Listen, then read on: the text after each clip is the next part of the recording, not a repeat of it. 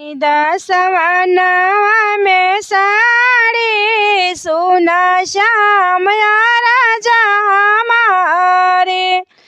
किनी दसवनवा में साड़ी सोना श्याम राजा हमारी।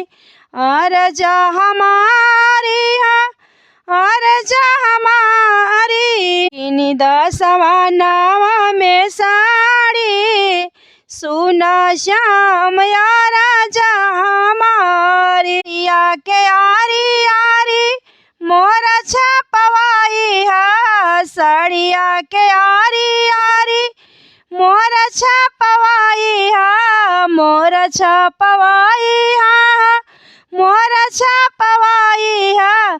मोरवा उड़ी हो पंखा फारी किंद श्याम साड़ी। मोरवा उड़ेला पंखा फारी सुन श्याम बचन हमारी। मोरवा चलेला पंखा फारी सुन श्याम बचन हमारी। किनी दसवनवा में साड़ी सुन श्याम बचन हमारी। बचन हमारी है बचन हमारी। किनी दसवनवा में साड़ी सुन श्याम बचन हमारी। साड़िया के कोरा कोरा नाग छपवाई है साड़िया के आरी आरी नाग छपवाई है। नाग छपवाई है नाग छपवाई है। नागवा मरी हो फुफुकारी सुन श्याम बचन हमारी। नागवा बोली हो फुफुकारी सुन श्याम बचन हमारी। किनी दसवनवा में साड़ी सुन श्याम राजा हमारी। किनी दसवनवा में साड़ी सुन श्याम बचन हमारी। बचन हमारी है बचन हमारी।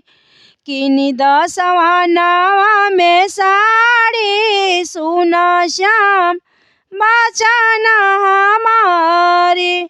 साड़िया के कोरा कोरा बिछी छपवाई है साड़िया के आरी आरी डमरू छपाई है। साड़िया के कोरा कोरा डमरू छपाई है। डमरू बजिला डम डम सुन श्याम बचन हमारी। डमरू बजी हो डम डम सुन श्याम बचन हमारी। बिछुआ मरेला टप टप सुन श्याम बचन हमारी। बिछुआ मरी हो टप टप सुन श्याम बचन हमारी। किनी दसवनवा में साड़ी सुन श्याम बचन हमारी। किनी दसवनवा में साड़ी सुन श्याम बचन हमारी।